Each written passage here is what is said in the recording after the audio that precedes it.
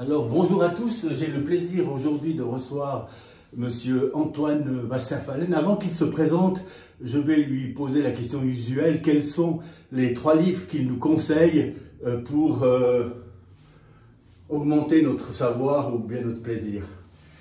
Mon idée, ce ne sera pas forcément d'augmenter le savoir des gens, mais c'est des livres un peu passion. Et je dirais que c'est des livres qui ont aussi orienté énormément ma pensée, pratiquement sur toute ma vie. Alors je commencerai avec Dune, de Frank Herbert, que je ne connais pas du tout. Alors en fait c'est de la science-fiction, donc il y a beaucoup de gens qui ne veulent pas l'aborder parce que c'est de la science-fiction, mais elle préfigure énormément de choses qui nous sont arrivées ici. Et ce qui est intéressant, le livre a été écrit dans les années 60 au début, et il annonce le djihad, les mouvements insurrectionnistes de populations opprimées, la vision arabisante du monde qui pourrait être complètement différente, la planétologie, et puis aussi les conflits, des conflits à très grande échelle. Donc Dune de Frank Herbert. Ok. Et le deuxième? Alors le deuxième, c'est plus récent, c'est Millennium. Je pense que Millennium de Stieg Larsson, c'est une leçon de vie. C'est une leçon de vie. Il y a donc je recommande surtout les 3 premiers volumes, parce qu'après il y a une série depuis son décès. Mais les 3 premiers sont absolument lumineux, parce qu'au fond, ils orientent déjà sur la méchanceté humaine, sur l'acharnement de la méchanceté, puis après de l'appareil de pouvoir contre les individus. Et puis dedans, il y a toute l'histoire de l'espionnage, du contre-espionnage, et puis de l'informatique. Ouais, l'informatique d'asservissement des gens. Je suis un fan total de Millennium. Je pense que je conseille à tout le monde aussi. Et le troisième? Et le troisième, alors c'est Cicéron. Là, on fait un saut dans le temps, si on peut dire 2000 ans en arrière. Les discours ou bien? Non, les correspondances. Les correspondances, parce que je trouve que ce qui est amusant... Qu'est-ce qui vous a frappé dans ces correspondances? Moi, ce que j'ai beaucoup aimé dans les correspondances, c'est le fait que tout était la même chose il y a 2000 ans. Les divorces, les sanctions financières, les emmerdes. En fait, les emmerdes, c'était la même chose qu'aujourd'hui.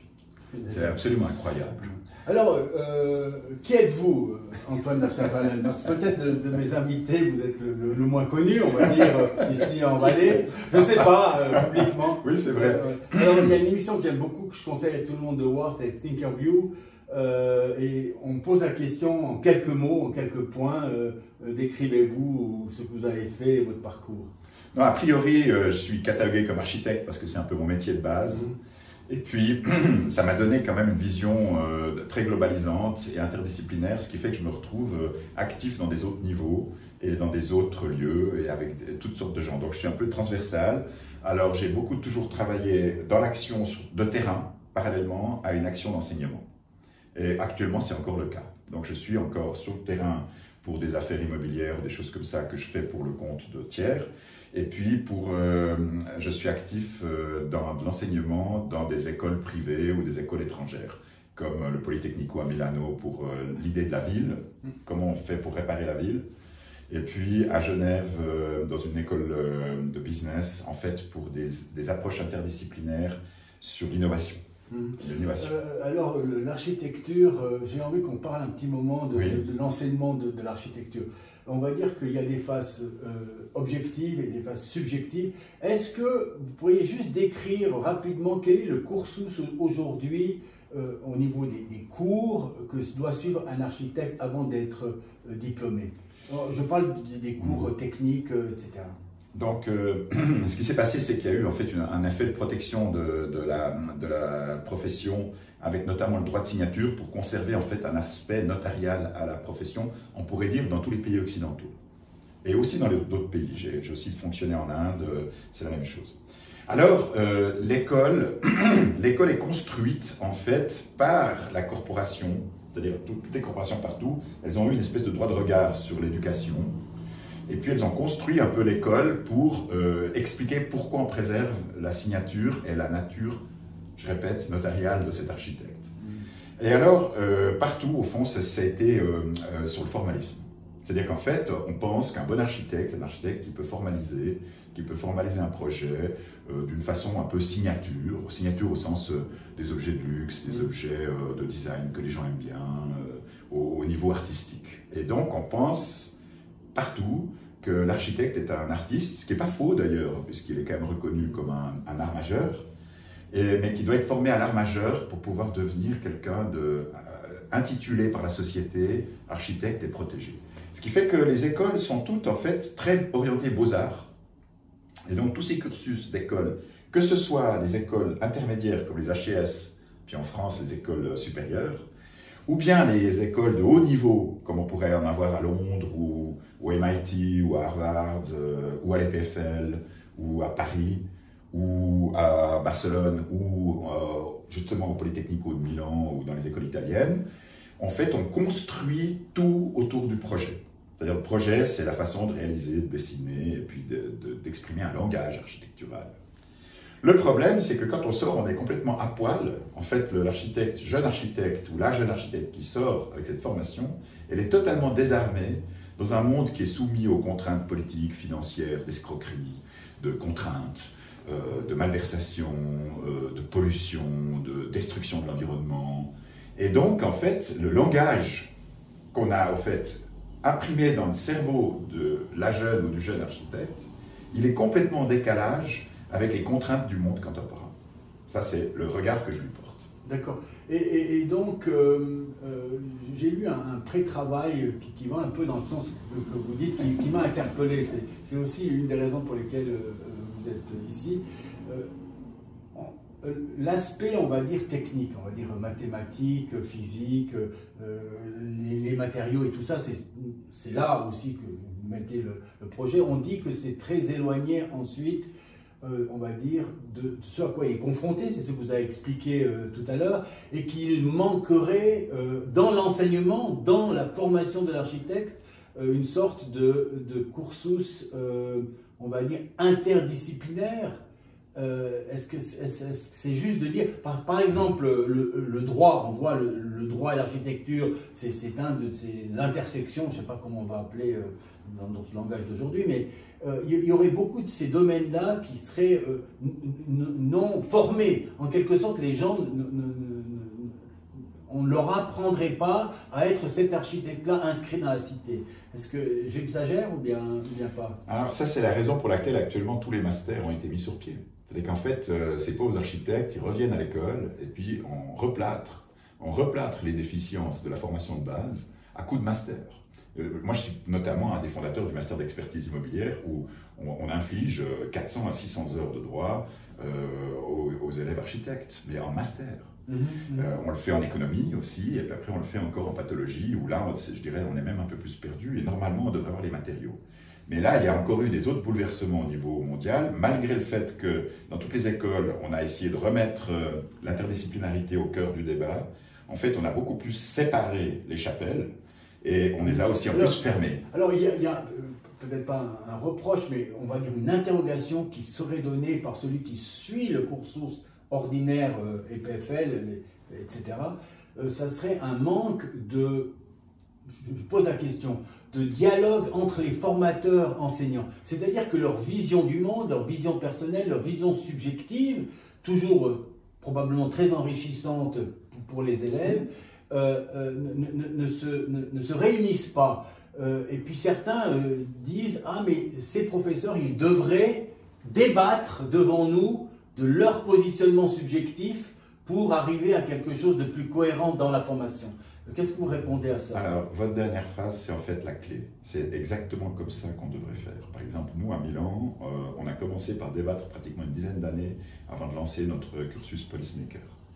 Et en fait, on débattait, c'est une chose qui vous aurait beaucoup plu, on débattait dans des bibliothèques, pratiquement dans la bibliothèque de Léonard Vinci. Je veux dire, ça, on était dans des musées, on était dans le deuxième plus grand musée du monde, la bibliothèque Ambrosiana, une des plus grandes bibliothèques où il y a le codex, etc. C'est là qu'on bossait.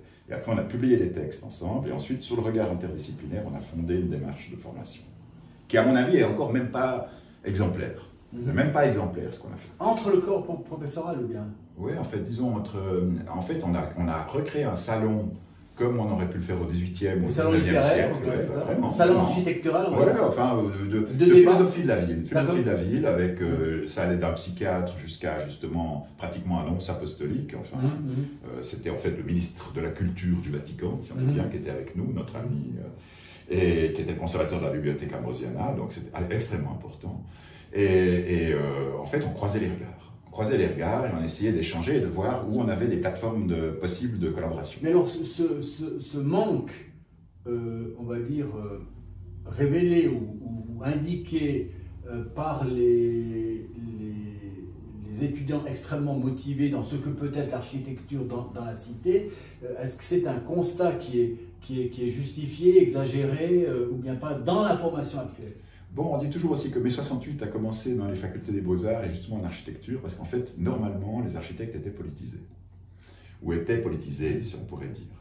Actuellement, il y a une dépolitisation très forte du milieu, parce que le milieu, en fait, c'est énormément prostitué. Moi, j'en fais partie aussi, je veux dire, on a tous... Ça, c'est l'argument de dire que l'architecte est une arme du capital, ou bien? Non, je pense même plutôt qu'il est un serviteur. C'était le sens de... Oui, tout à fait d'accord. Ouais. Non, mais vous m'amenez à un niveau extrêmement élevé de discussion. Je suis très content de ce niveau de discussion. Mais à mon avis, je suis vraiment terrifié. En réalité, les penseurs sont tous sur leur position. Tout le monde est isolé. Les gens ne désirent pas collaborer. Il n'y a pas le désir de collaboration au niveau des facultés. Comment on explique ça, alors, par exemple? Mais d'abord, est-ce que ce désir vous dites au niveau des facultés, mais est-ce que ce désir de collaboration, il n'est pas déjà peut-être manquant à l'intérieur d'une école d'architecture, entre membres du corps professoral ou bien pas? Il est dans notre société. En réalité, si vous parlez aux gens actuellement, personne n'a besoin de personne. Au fond, les gens pensent tous qu'ils peuvent se passer des autres. Donc, vous pourriez même interviewer les étudiants à l'entrée ou les étudiantes à l'entrree. Si vous leur dites, mais est-ce que vous pensez par exemple que dans un travail collectif avec vos collègues qui actuellement sont en train de s'inscrire avec vous, vous apprendrez mieux ou vous ferez mieux? Je ne suis pas sûr qu'on aura 50% de réponse, oui. Parce que ce discours, il est assez étonnant. Je connais un petit peu, mais pas de l'intérieur. Parce que dès la première année, on a beaucoup de projets qui sont faits en groupe, avec un assistant, des groupes de 8-10, je crois, qui sont censés... Oui, ça j'ai suivi aussi avec mon fils, parce que je regardais un peu ce que mon fils faisait, mais de loin, de très loin. Moi, je crois que là, il y a un autre problème aussi, mais que j'ai aussi vécu, c'est qu'en fait, les étudiants de nos jours arrivent avec un caractère de vocation très faible. Ils ont une très mauvaise préparation personnelle. Alors, est-ce que cette remarque, elle serait pour quelqu'un qui aurait un fait de vocation supérieur aux autres, alors? Non, mais je veux dire, moi je suis arrivé là-bas, j'étais considéré déjà comme un débile physique, et je l'acceptais aussi, le reproche, j'acceptais avec plaisir ce reproche, mais j'avais réparé 2 bateaux, réparé des avant-toits, et fini des maisons. Et je me considérais comme totalement incompétent. Mais quand je fais ce bilan, je me dis, c'est pas mal. Mon fils, qui actuellement étudie, a reconnu au téléphone avec moi dans un des derniers entretiens que j'avais eu, qu'il n'avait même jamais planté un clou de sa vie. Donc je veux dire, on a quand même des gens qui arrivent à l'EPFL, un marteau et un clou, c'est une abstraction. D'accord. Ben, je vois les faits quand même sur Stéphane Villon. C'est impressionnant. Et moi, je trouve que même les écoles ne devraient pas accepter, je veux dire, il y a quand même des limites inférieures, minimales. Je veux dire, quand vous n'avez pas planté un clou de votre vie, je pense que c'est quand même assez extraordinaire. Mais les maquettes, ils les font assez rapidement, par exemple. Heureusement. Alors c'est ça, au fond.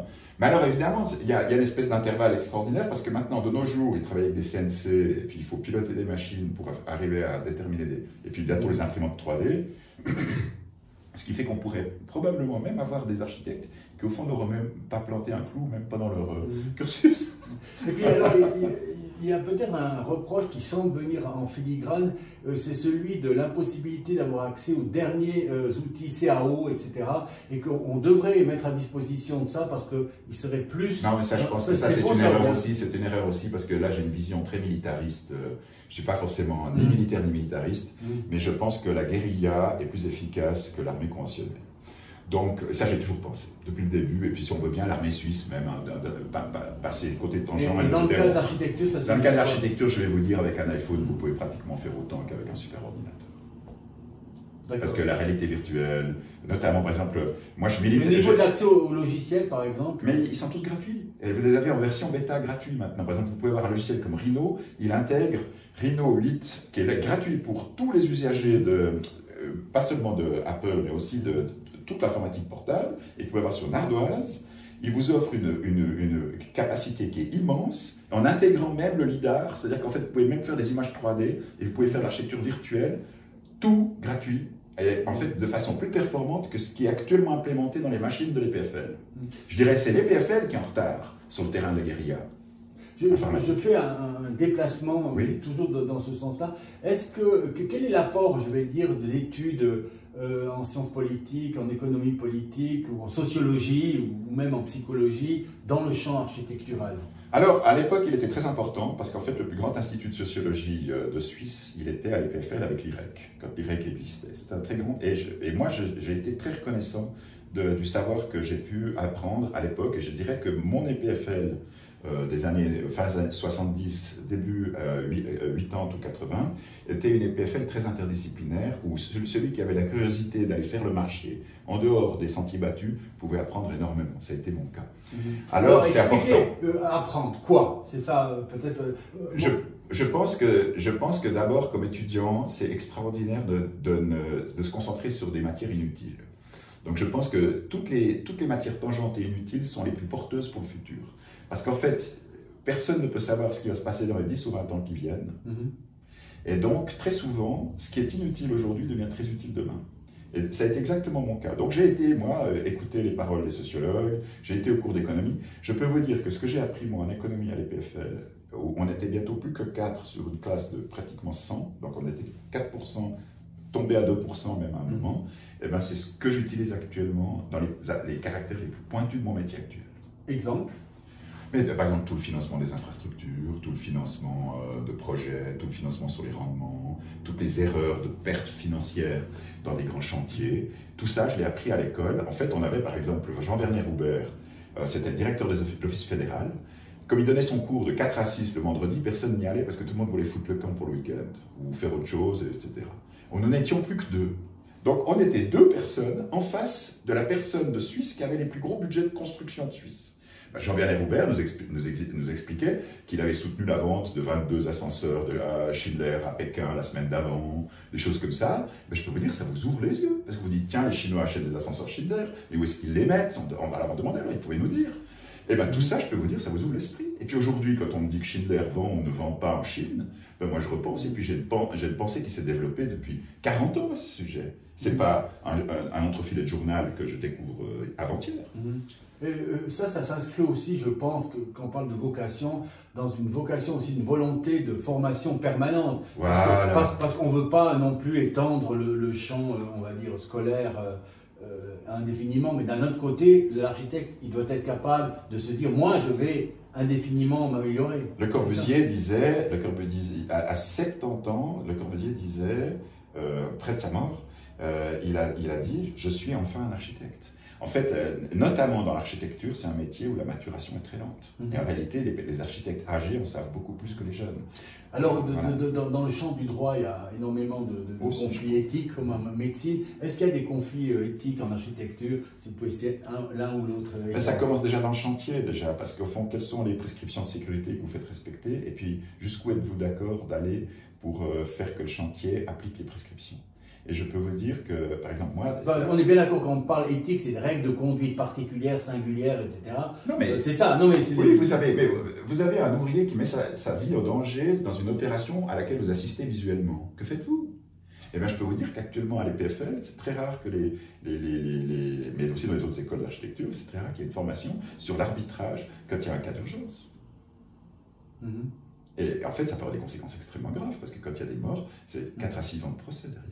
Et puis, quand on parle au niveau même de la conception, est-ce qu'il peut aussi y avoir un champ éthique qui est concerné? Alors, au niveau de la conception, là, il y a déjà une discussion déjà sur le fait de construire, pas construire. Donc, il semble que c'est quelque chose qui commence un peu à se poser en ce moment à l'EPFL. Là, j'étais assez impressionné positivement de voir qu'il commence à poser cette question. Ça, j'ai trouvé que c'était assez bien. Mais elle est posée tangentiellement par, au fond, des nouveaux professeurs qui percutent, au fond, le cursus traditionnel, puis qui commencent à poser la question de fond. La question de fond, c'est-à-dire faire, pas faire. Faire, pas faire, agir, pas agir. Alors, par exemple, ce genre d'observation et de, on va dire, de subjectivité professorale, si elle était inscrite dans un débat auquel pourraient assister les étudiants pour voir les positionnements de leurs propres enseignants, ça pourrait être quelque chose de fantastique pour Pour l'évolution du métier ou bien c'est même plus grave que ça, c'est-à-dire qu'en fait ils découvriraient qu'autour d'eux, ils ont des animaux de pouvoir et acharnés, que la plupart de leurs professeurs, en tout cas de projet, sont tous des gens qui sont prêts à vendre leur âme pour réaliser un bâtiment de plus. Donc ça c'est une critique très très sévère alors. Oui, mais alors ça je l'assume parfaitement, Ouais. Je veux dire, je suis volontiers. Mais là, c'est dans le discours. Je peux citer des cas, je peux citer les gens, on peut voir. Mais c'est dans le discours d'avant, c'est-à-dire l'arme. Moi j'avais utilisé l'arme, vous dites le servant ou le serviteur, oui, voilà, c'est ça. Le serviteur de celui qui a les fonds. Donc finalement, il y a des choix individuels faits par l'architecte individuellement dans sa profession, dans le futur, qui marquera son chemin. Alors le problème, c'est qu'effectivement, nous sommes dans un métier où on n'enterre pas nos erreurs. Ouais. Les médecins ont la chance d'enterrer leurs erreurs, les architectes, elles se voient. Alors après, vous voyez au fond, dans le passé d'un architecte, un petit peu toutes les opérations auxquelles il a contribué ou participé, et puis comment il se situe aussi en termes d'engagement vis-à-vis de ça. Alors, quel est votre regard maintenant sur les architectes qui se disent, oui, quand même, si on peut dévier par rapport au juste chemin juridique, on va dire, on va le faire parce que finalement, notre client, il voudrait quelque chose de plus grand, de mieux adapté, etc., qui n'est peut-être pas conforme au plan ou qui a telle défaillance par rapport à tel règlement. Même au niveau de la police du feu, hein, je crois que tous les avocats ont vu ça, où des fois, les règlements sont un peu vacillants, on va dire. C'est quoi votre regard là par rapport à ces choses? Bon, moi je dirais honnêtement que je n'ai jamais été dans des positions philosophiques personnelles, un dogmatique. Donc au fond, je pense que le dogme ou la vision à la lettre de la loi, c'est peut-être pas exactement là, c'est pas la vision normative qui va amener la qualité. En revanche, maintenant il faut voir qu'est-ce que les écarts apportent et au fond pourquoi on fait des écarts. Moi j'ai toujours été favorable à des écarts pour des raisons idéales. Mais des écarts pour des raisons pécuniaires, financières, c'est un peu dommage. Je veux dire, on tombe dans une espèce de bassesse, comme dans du théâtre de Molière. On tombe dans quelque chose on est à 3 écus près. Et alors ça, c'est un peu triste, c'est sordide. C'est un peu la métaphore en disant si on roule à 120 à l'heure, 150 à l'heure, on est flashé, peut-être qu'on a des sanctions, etc. Mais si on est à 200 à l'heure à l'envers sur l'autoroute, avec de l'alcool, de la cocaïne et un enfant devant, peut-être que là, on est au-delà de la ligne rouge. Oui, et puis après, il y a les raisons de le faire. Je veux dire, il faut comprendre les raisons de le faire. Si c'est simplement superficiel, c'est absurde. C'est un comportement absurde.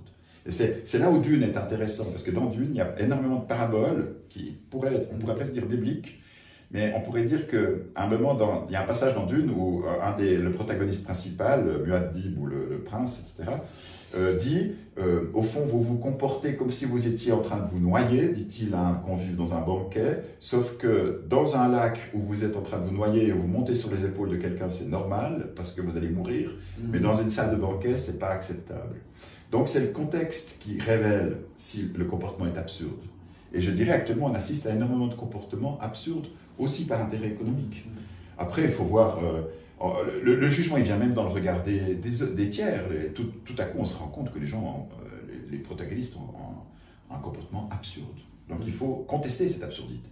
Moi, je la conteste, comme vous. Avant de changer de sujet complètement, je veux rester un tout petit peu, on va dire, dans un moment conflictuel, mais très rapidement, parce qu'on ne va pas s'étendre. Mais c'est quoi votre regard, sans qu'il y ait de violation de secret, etc., le regard de ce qui s'est passé dans cette affaire des constructions illicites, qui n'en finit pas, etc., où on est plus ou moins d'accord pour dire que certaines personnes ont dépassé les bornes par rapport, disons, en tous les cas, aux règles de la loi, que ce soit sur les personnes domiciliées à l'étranger, les résidences secondaires, etc. On a le peuple suisse qui a voté, je crois, en 2011-2012. C'était très serré comme votation. Oui, 51. Voilà, c'était très serré. Peut-être que si on avait fait les choses différemment, le canton de Fribourg aurait voté différemment et puis on ne se serait pas retrouvé dans cette situation. Mais toujours est-il qu'il y a des gens, à un moment donné, qui se sont dit, là, on a poussé le bouchon trop loin, on n'est absolument pas d'accord avec le peuple, la loi et le législateur, et puis on décide de franchir toutes les bornes allègrement parce que, effectivement, les revenus, les dividendes et les bénéfices découlant de construction magnifique, on va dire, mais excessive. C'est quoi votre regard aujourd'hui en tant qu'architecte extérieur, de citoyen, etc., sur ça? j'ai donc, en fait, vous faites allusion au fait que j'ai été pendant à peu près 3 ans et demi architecte communal dans la commune de Bagne. Moi, si vous voulez. Naturellement, ok. Donc j'étais un peu les mains la dans le transparence, c'est ça, mais d'accord, mais d'un autre côté, ce que je demande là, c'est plutôt aux citoyens éclairés dans le champ de l'architecture institutionnelle, un tout petit peu quand même. C'est quoi le regard que vous portez sur ce débordement, on va dire? Bon, je dirais d'abord que c'est assez rare de le voir en effet de groupe. C'est assez rare, et donc dans toute ma carrière, j'avais rarement assisté à des comportements de groupe.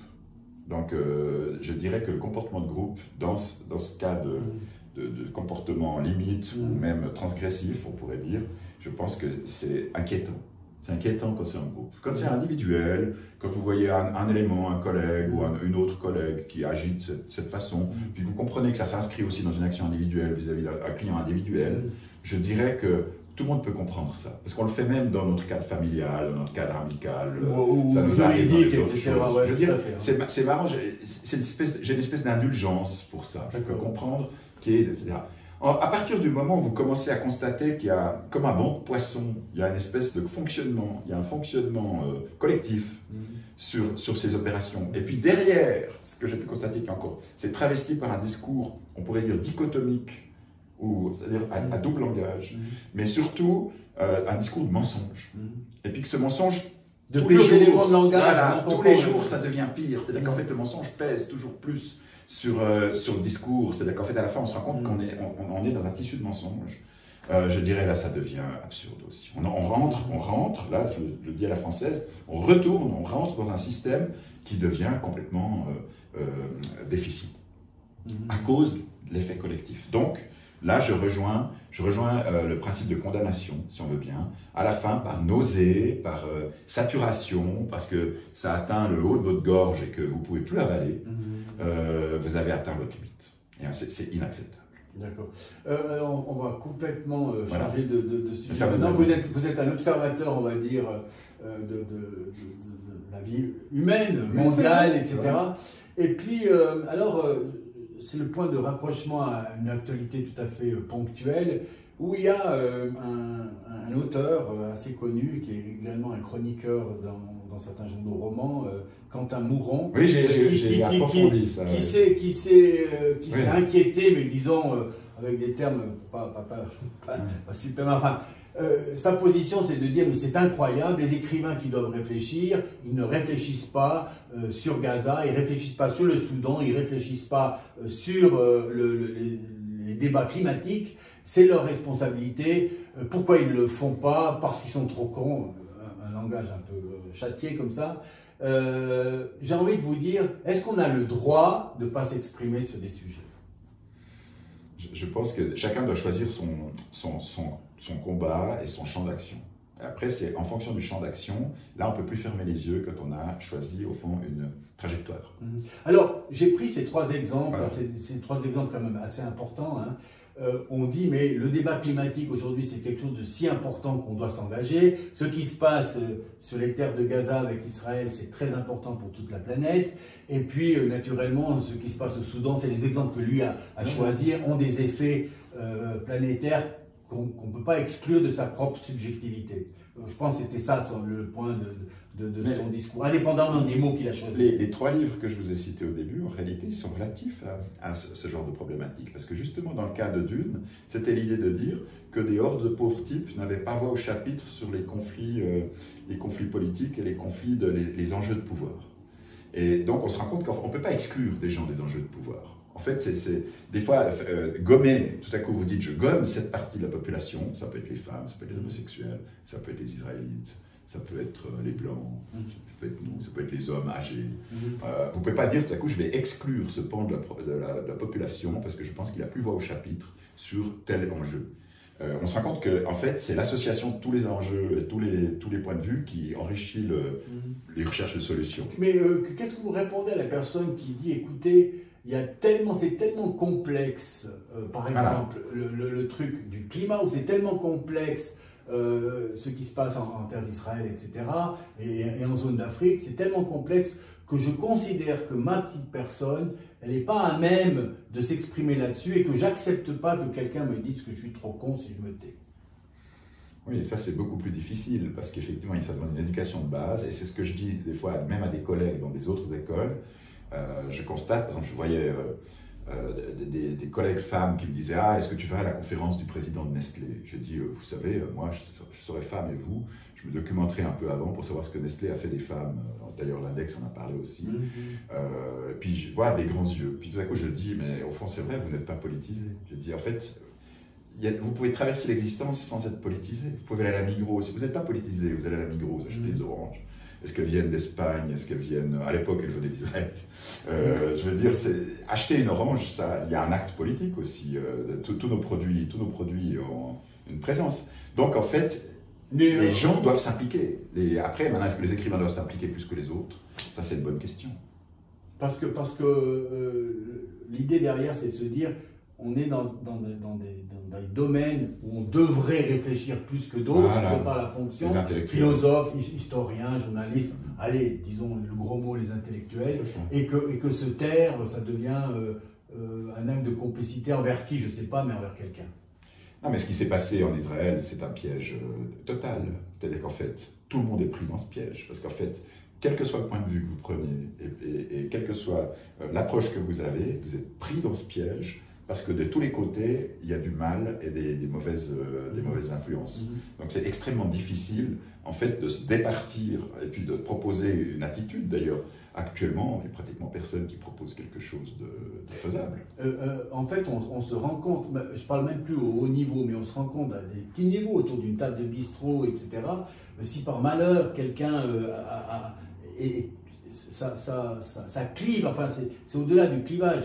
Il y a une tension qui s'exprime en disant « Oh, attention, je suis sur une terre tellement mouvante et boueuse et je ne sais quoi, je préfère quitter la table, je préfère ne rien dire, etc. » Vous ne trouvez pas que ça c'est impressionnant? Moi, j'ai beaucoup à faire à ça aussi, même dans ma propre famille, parce qu'on a des éléments de difficulté et de tension.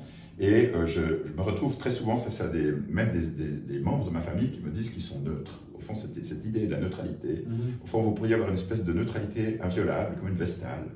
Au fond, vous pourriez traverser le champ de bataille en toge blanche, et puis avec un air égaré et une bougie. Et puis, au fond, vous le traversez et vous arrivez au bout du champ de bataille immaculé.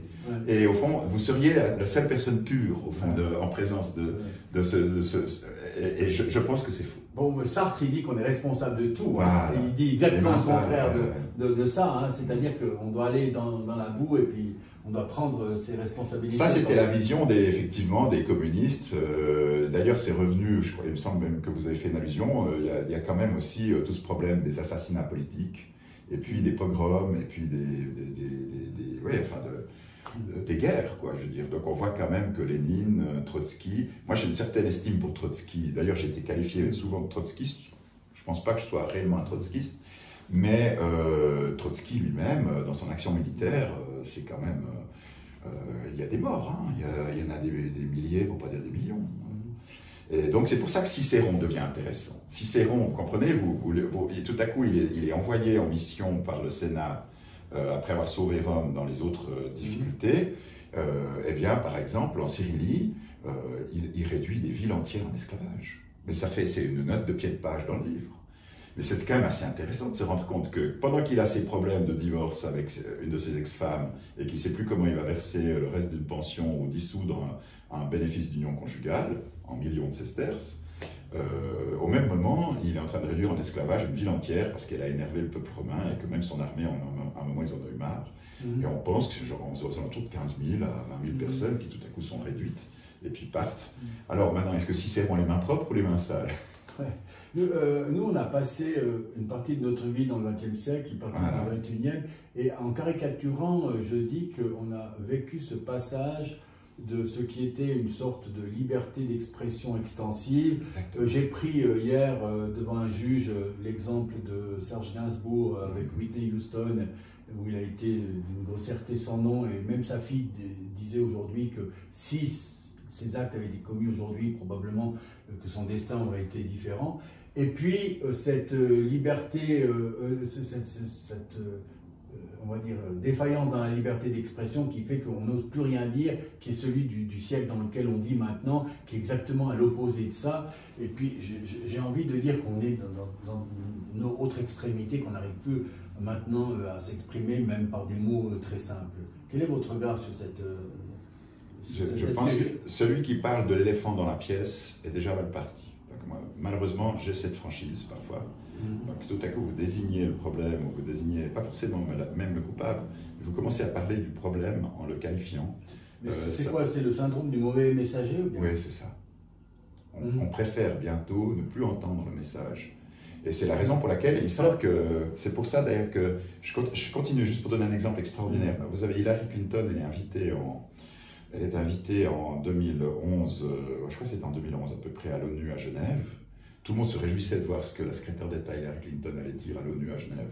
Et les élèves d'une école parallèle, à l'époque c'était Webster, vont à écouter Hillary Clinton, tout le monde la bouche ouverte en se disant mais ça va être l'illumination, on va entendre quelque chose d'extraordinaire. Qu'a fait Hillary Clinton? Elle a parlé du problème de tolérance des milieux homosexuels dans les pays moins avancés que les pays occidentaux. Puis à un moment, je dis à mon ami professeur de sciences politiques, je lui dis mais enfin, c'est quand même incroyable, on est complètement en décalage avec tous les problèmes, parce qu'en 2011 on avait à peu près toutes les guerres qu'on a aujourd'hui. Et puis il dit, c'est le dernier endroit où elle peut encore s'exprimer de façon nette, parce que tout le reste est conflictuel, c'est impossible d'en parler. Donc vous commencez à faire Byzance, c'est le sexe des anges. On entre dans un discours byzantin. Il y avait aussi ce fait que je trouve, c'est Orwell. Voilà. C'est le langage d'Orwell. Le blanc devient noir, la vérité devient mensonge, etc. etc. Mais j'ai rencontré un écrivain récemment à la maison des écrivains à Monté qui disait que justement tout est mensonge et rien n'est vérité et qu'il fallait en tout cas pas chercher la vérité. C'est quoi votre... Ça, je pense qu'il y a un sophisme à l'envers, disons, c'est une possibilité. C'est ce que je lui ai répondu d'ailleurs. Voilà, exactement. Donc je suis entièrement d'accord avec cette réponse. Donc je pense qu'on peut pas, il faut continuer à essayer de trier le bon grain de livret, il faut essayer quand même d'arriver à séparer un peu quand même, à décanter. Parce que est-ce que la recherche des valeurs, c'est quelque chose... à quoi on doit renoncer? Au contraire. Tellement le monde, c'est le contraire. C'est le contraire, c'est un chemin qu'on doit persister à accompagner et on doit le faire aussi pour nous-mêmes. On doit essayer de le faire pour nous-mêmes, face à nous-mêmes, en nous-mêmes et face aux autres. Et ça, je pense, c'est presque un message. Pour ça, je dirais d'ailleurs même la Bible, et surtout le message chrétien, reprend une valeur et une acuité extrêmement importante en ce moment. Et c'est malheureux tout ce qui arrive actuellement, dans les problèmes aussi religieux, etc.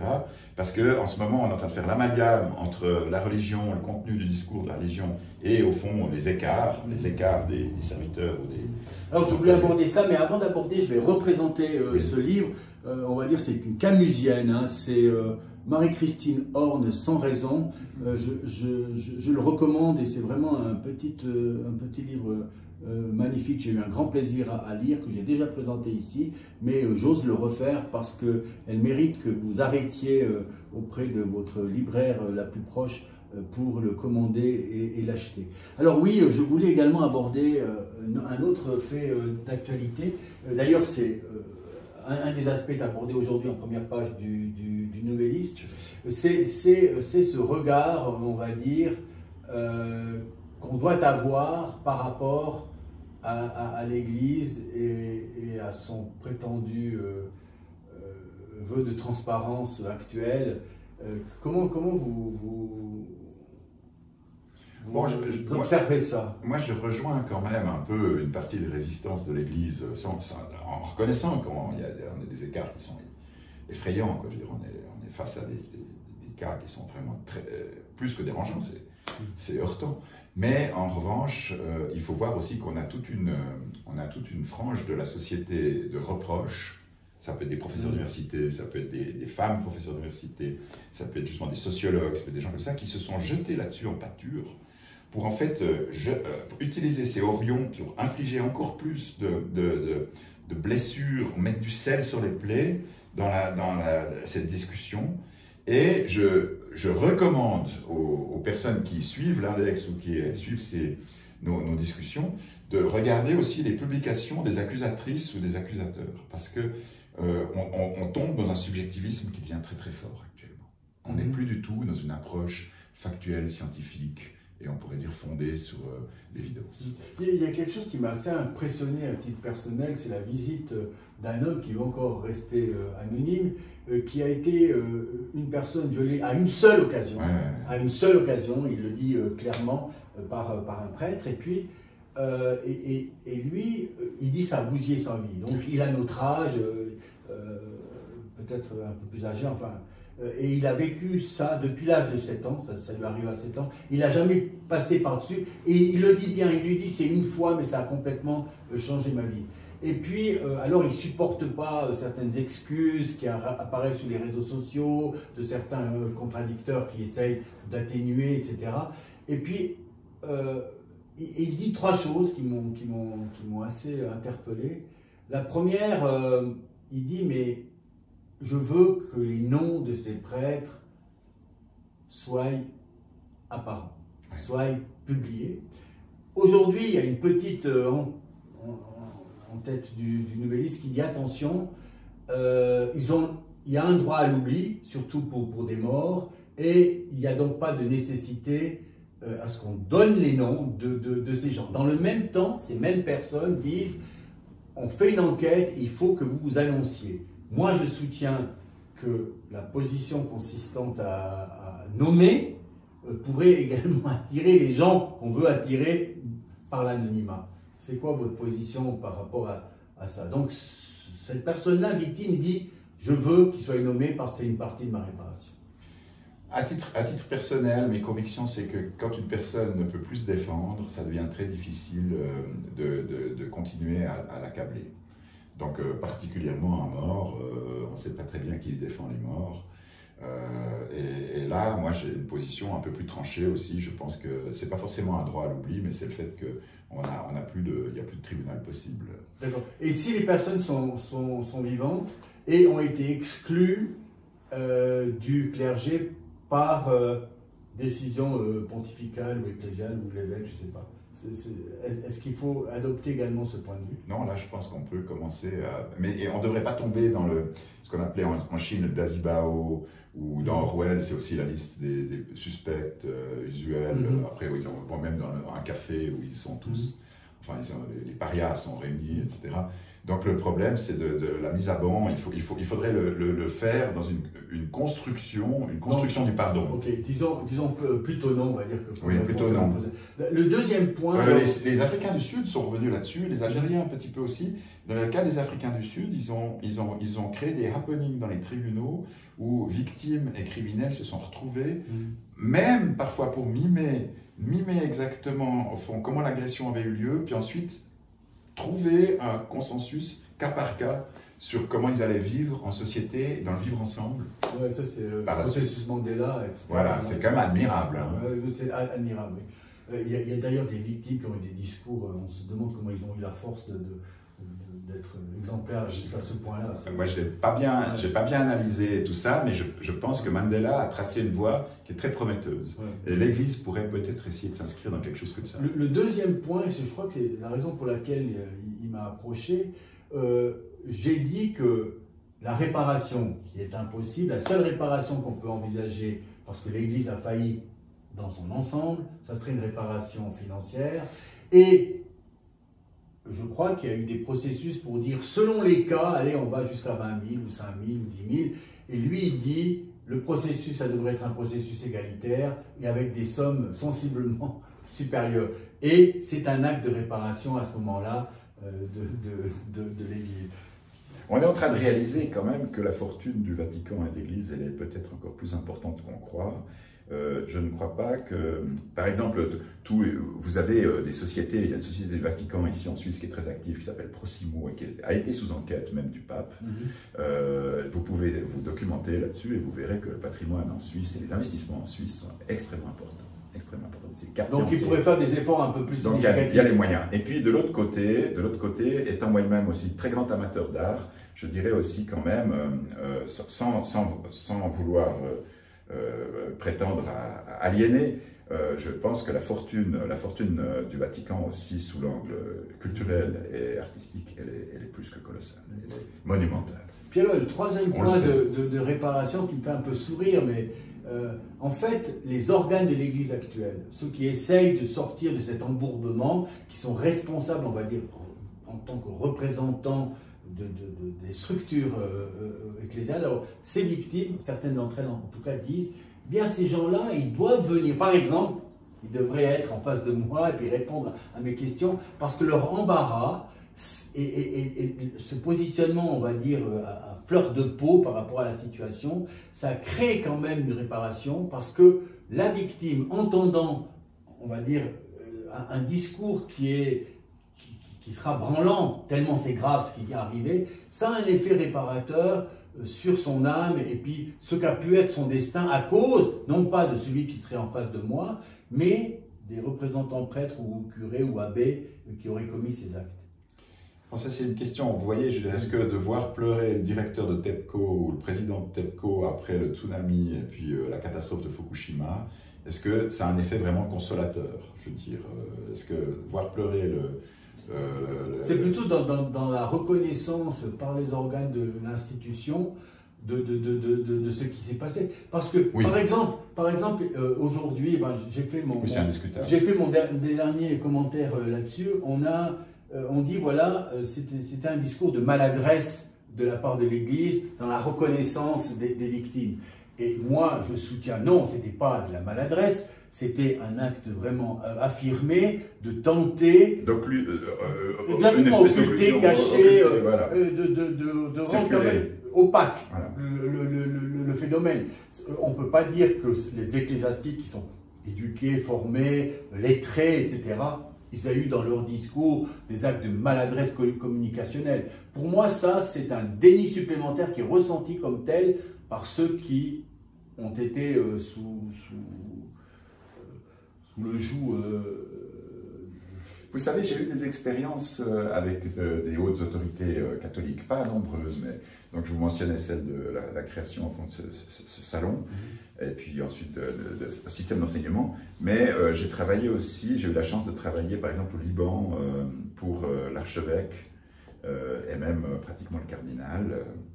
Et c'est amusant parce que vers la fin de ma mission, où c'était une mission où on les soutenait pour l'enseignement de l'hôtellerie et puis de vérifier si une école hôtelière pouvait fonctionner dans un bâtiment qu'ils possédaient encore au centre de Beyrouth, j'ai été invité à un repas avec des hauts fonctionnaires de tout cet appareil catholique et orthodoxe sur place. Et c'est marrant parce que j'ai été piégé par l'un d'entre eux qui à un moment commençait à me demander comment je vivais, puis si j'avais eu des divorces, des choses comme ça. Puis j'étais un peu transparent sur ma vie et puis sur les contradictions, mes propres contradictions. Et on est entré dans une espèce de procédure de l'accusation où je me suis senti tout à coup très accusé devant tout le monde par lui. Ça m'a pas du tout rendu amer ou triste ou revanchard, ça m'a interpellé. Je me suis demandé au fond ce qu'il cherchait. Probablement qu'il avait aussi une efficacité très jésuite, ça devait être, je ne vais pas demander s'il était jésuite, mais il m'a donné l'impression d'être jésuite. Est-ce qu'en disant ça, j'étais un peu étonné. Non, en disant ça, en fait, c'est ce problème de transparence. Si vous regardez le soleil plein, vous allez être tout noir et vous ne comprenez plus rien. Donc c'est le degré, là, je dirais qu'il faut suivre Aristote, c'est la mesure. Et ils ne se privaient pas entre eux, ou même face à des visiteurs, ils ne se sont jamais privés d'un discours assez accusateur et assez infligeant, si on veut bien. Et puis ensuite, on pourrait dire qu'on dans l'Église catholique, on avait ce discours, chez les protestants aussi sous un autre angle. Donc l'Église a quand même toujours eu une espèce de vigilance accusatrice vis-à-vis des ouailles, vis-à-vis le système de la confession. Voilà. Alors vous êtes dans le système, moi, étant protestant, a priori, je le connais moins bien, mais effectivement, la confession, c'est quelque chose qui est très discuté et discutable, si en fin de compte. Bon.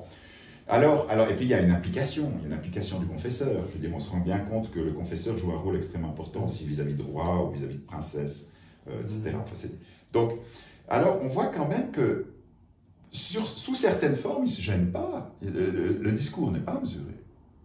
Et puis tout à coup, maintenant, on est voilé, tout ce discours, enfin cette faconde, cette façon de s'exprimer, elle est complètement dissimulée. Et ça, effectivement, il faudrait revenir là-dessus. Et je pense que l'Église devrait retrouver une locution, une façon de s'exprimer à la Mandela. Alors, j'ai eu l'occasion de recommander le livre de Tristan Banon, Le Péril Dieu, que je recommande encore ici, c'est absolument fantastique, on va dire.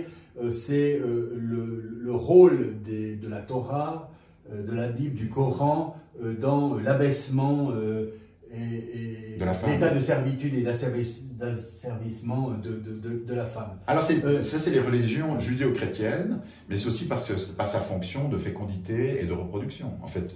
Parce que pour l'Église et pour les religions dites abrahamites par les hindouistes, notamment maudits, parce que finalement nous sommes tous des abrahamites, tous les enfants d'Abraham, etc., eh bien effectivement on a une vision qui est... la femme est sale parce qu'elle est séductrice, attractive et reproductrice.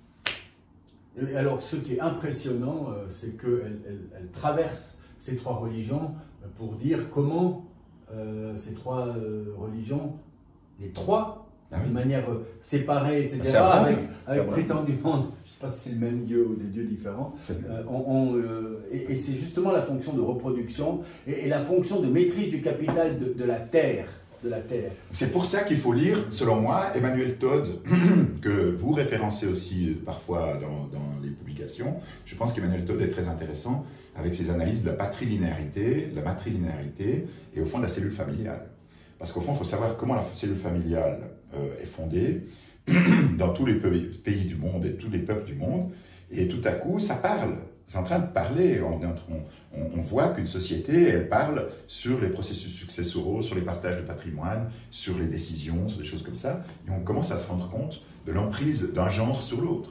Alors, c'est une partie du livre de Tristan Banon, également avec le rôle du voile pour la maîtrise de la terre, pour la maîtrise ça n'a rien à voir de religieux, c'est vraiment une maîtrise, on va dire, d'asservissement. Hein, Mais nous sommes quand même amusés et amusants, si on veut bien, les Occidentaux. On découvre le voile avec les musulmans, mais en réalité, toutes nos sœurs dans les couvents étaient voilées aussi, en quelque sorte, en tout cas les cheveux couverts, si on veut bien. Donc le voile, il existe aussi dans la religion chrétienne. Et puis peut-être un dernier passage sur un autre aspect mondial qui vous intéresse. Enfin, on a un regard croisé, la Russie, l'Ukraine.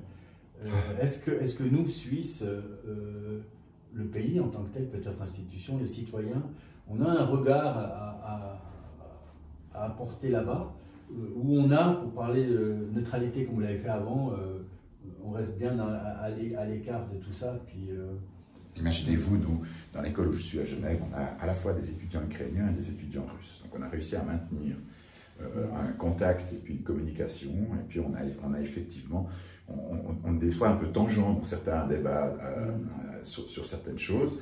Et on a essayé de pas, de nouveau, comme dans l'affaire de Gaza, on a essayé de ne pas mettre les doigts complètement dedans. Mais pas forcément parce que, sans que personne soit totalement innocent, sans promouvoir une innocence. Dans le cas de la Suisse, il y a une position très intéressante, récente, de Zelensky quand il est passé à Davos, et maintenant même des autorités suisses, c'est que Zelensky demande maintenant aux autorités suisses de prier les Ukrainiens de rentrer. Parce qu'au fond, il a dépensé tellement d'argent pour essayer de protéger l'arrière-pays, qu'il dit qu'au fond, l'insécurité invoquée par les émigrants, elle n'existe plus, et lui, il sait qu'on est à un passage charnière, cette année et l'année prochaine, où les jeunes Ukrainiens ne voudront pas rentrer. Alors oui, évidemment, ils cherchent la chair à canon, évidemment, mais d'un autre côté, ils se rendent compte que les gens ne rentreront plus bientôt.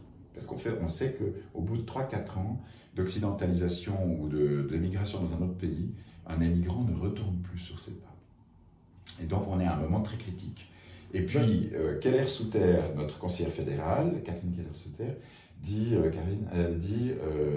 c'est 1 milliard par an. C'est 1 milliard par an que coûtent les Ukrainiens à la Suisse, pas forcément même en soutien de l'économie ukrainienne, mais en Suisse. Alors, on se rend compte qu'on est quand même à la croisée de certains chemins et qu'il y a des questions qui sont importantes, qui se posent, à un moment où on a moins que 20% de ces émigrants ukrainiens qui bossent en Suisse. C'est-à-dire qu'en fait, dans les 80%, ils sont sous perfusion économique. Et pour une amélioration sur le terrain, on a quelque chose à faire. Vous parlez du terrain ukrainien? Oui, mais bien sûr, c'est-à-dire aujourd'hui... Pas le terrain suisse, non, pas le terrain suisse. C'est-à-dire que ministre des Affaires étrangères russe, maintenant, vient de nom à la Suisse, hein, à la voix, etc. Enfin, Madame Calmiret disait ce matin à la radio qu'il fallait encore poursuivre là parce qu'il pouvait encore avoir c'était un processus de longue haleine. Moi, j'aimerais dire que Madame Calmiret, pour laquelle j'ai de l'admiration et du respect, à mon avis, elle commence à devenir une figure de l'ancien monde. Donc en fait, elle commence à être complètement en décalage avec les conditions actuelles qui sont très court-termistes dans à peu près tout ce qui se passe. Et à peu près tout ce qu'elle a vécu. Notre ministre des Affaires étrangères actuellement, est-ce qu'il a je crois, le profil de l'emploi? Lui, je crois qu'effectivement, c'est un sympathique personnage, mais il n'a jamais au fond travaillé. Ses dossiers, les dossiers n'ont jamais été travaillés par lui. Ça fonctionne, c'est-à-dire qu'en fait, c'est pour ça d'ailleurs que les collègues de temps en temps se retrouvent sur ces dossiers pour essayer de donner un coup de sac comme au loto. Et puis ensuite, on fonctionne sur la base du coup de sac en tirant quelques cartons de plus, puis en espérant que les adversaires ou les partenaires. Il n'y a pas de possibilité de coup de sac de l'UNSI aujourd'hui là-bas. Ma vision un peu étrange, c'est que je me demande comme si Zelensky, sur un certain point, n'a pas raison sur le fait qu'il a quand même réussi à stabiliser l'arrière-pays. Et parce que ça a coûté tellement cher, et ça coûte encore tellement cher actuellement, d'arriver au moins à avoir ce bouclier de fer, comme vous voyez à quoi je fais allusion pour le Proche-Orient. Le bouclier de fer ukrainien est assez résistant et actuellement vous pouvez vivre dans l'arrière-pays. Moi je serais capable, je me pose même des fois la question, sauf que c'est pas aussi attractif que la guerre d'Espagne, mais je me dis des fois, tiens, pourquoi est-ce qu'on ne va pas vivre un moment en Ukraine, quoi? Je veux dire, moi, par exemple, je pourrais aller vivre un moment en Ukraine, qu'est-ce que ça changerait? Mais ça serait... en revanche, au niveau de l'engagement politique, mourir pour l'Ukraine, on peut se poser la question. Ouais. Et puis alors, le dernier sujet qu'on va aborder brièvement, vous vous intéressez à la politique internationale. Oui. Alors, quel regard on doit avoir, nous? Je souris parce que je ne sais pas quel est, en fait, comment je dois introduire le sujet. C'est Donald Trump, c'est les États-Unis, c'est 50% ou plus, une majorité d'Américains qui suivraient alors j'ai vu que vous étiez déjà très féru de la culture américaine, puisque vous avez vous-même, vous avez des témoignages où vous montrez que vous êtes très impliqué. En tout cas, vous visitez, vous connaissez bien la réalité américaine. Bon. Il se trouve que moi, je ne dirais pas ça, mais parce qu'elle m'étonne. Hein. Oui, mais moi elle m'étonne. C'est-à-dire que quand je vois le Kansas où j'ai vécu une année, voilà, tous les counties du Kansas, qui sont quand même, je veux dire, c'est des terriens, c'est des producteurs de maïs, c'est des comment on va dire, des évangélistes, des presbytériens, etc. Enfin, à mon avis, rien de commun avec Donald Trump tel qu'on nous le montre. Attention, hein, le maïs, vous avez dit maïs, oui. Le maïs n'est pas innocent dans les aspects de culture agricole. Non mais bien sûr, et puis la corruption de Washington et tout ça, ça je comprends bien. Mais quand même, comment finalement on va choisir peut-être en étant américain Donald Trump? Moi j'avais aussi eu cette approche de Trump, parce qu'au fond je peux vous dire qu'en réalité Trump, moi je l'ai découvert très tôt, je veux dire déjà même en 76, Trump était quand même déjà assez présent hein, dans la scène, en tout cas new-yorkaise et américaine. Il faut quand même se souvenir que Trump avait mis sur pied aussi même une compagnie d'aviation à l'époque, que moi j'ai prise à un moment, où elle était très populaire parce que, en fait, vous montiez dans l'avion comme dans un autobus, et puis vous tendiez votre billet de $20 à la hôtesse qui les collectait dans des paniers. Typiquement une idée trumpesque, on pourrait dire. Ça ne l'a pas empêché de faire faillite avec ses avions. Je veux dire, c'est quand même à l'époque... C'était quand même étonnant parce que c'était une époque où les compagnies aériennes faisaient rarement faillite. Donc en fait, en réalité, le système Trump, il a toujours mal fonctionné. Sa tour est une horreur. Je veux dire, déjà moi-même, avant d'être architecte, j'avais constaté que c'était probablement un des immeubles les plus laids de New York. C'est un immeuble qui est disgracieux, il est mal foutu. C'est un vilain immeuble. Donc on se rend compte qu'on est déjà face à quelqu'un qui fait du mauvais travail, de terrain. Après, il est quand même paradoxal parce que son action politique, ralentie par l'appareil, elle n'a pas été aussi pernicieuse et négative pour l'Amérique, à part la bataille du Capitole, l'insurrection du Capitole. Le parcours, au fond, il est intéressant parce que, comme il le dit lui-même, il n'y a pas eu énormément d'engagement belliqueux, et puis il y a eu des fois des positions qui ont permis des rectifications. Alors maintenant, il revient, la bête a dévoré ses financiers, il devient beaucoup plus puissant. Donc je dirais, c'est comme si Frankenstein, à la fin du livre, avait survécu et qu'il ait même gagné 1 mètre de plus pour revenir dans un Frankenstein 2. Alors, la séquence va être terrible. Le discours démocrate, c'est de dire, voilà. C'est une lutte pour la démocratie aujourd'hui, que l'arrivée ou non de Trump, parce qu'il va faire ce qu'il a dit, et certains alors, cette fois, il va faire un nettoyage plus en profondeur. Et donc, c'est très dangereux pour le système démocratique. Parce que, quand même, ce qui s'est passé au niveau de l'insurrection du Capitole, c'est sidérant. Ça se passe, c'est absolument sidérant. Mais en dépit de ça... À ce sujet, j'aimerais quand même noter quelque chose qui peut intéresser les personnes, les vidéastes qui suivront notre entretien. Pendant l'insurrection en live, moi, je me suis mis sur Al Jazeera pour avoir les images. Parce que les chaînes occidentales, à croire même qu'ils attendaient de voir qui allait gagner, pour savoir dans quel camp ils seraient, les chaînes occidentales étaient démissionnaires sur la transmission d'images. Et c'est finalement Al Jazeera et peut-être RT, mais je suis moins branché sur le canal RT. Donc moi, j'ai regardé, j'ai visionné le Capitole pendant que je joue aux échecs avec mon prochain voisin. Une partie des images... Avec un sous-titre arabe. Une partie des images nous sont connues maintenant, quand même. Oui, oui, aux citoyens moyens. Ah oui, maintenant. Mais le citoyen moyen ici en Europe, il se dit, mais comment le citoyen moyen aux États-Unis peut quand même valider finalement celui qui était, qu'on le veuille ou non, en mots à la tête de l'insurrection. Ça paraît dément, quoi. Ça paraît dément. Mais on a eu quand même des productions de monstres en Europe. Quand même, Berlusconi, la trajectoire Berlusconi, elle est quand même très intrigante. C'est extrêmement intriguant. Et puis, on commence à avoir des monstres qui apparaissent ici et là de cette façon. Actuellement, Bardella, sur la partie extrême droite française, et Jordan Bardella, il est aussi inquiétant que Trump, sauf qu'il a un discours plus compassé. Mais en réalité, ils ont les mêmes objectifs de levier d'action. Je pense qu'on pourrait continuer durant un moment, mais je vais terminer en disant... je suis inquiet aussi. Monsieur Bassafalen, Antoine Bassafalen, merci pour ce moment. C'était un plaisir aussi. Bravo. Merci.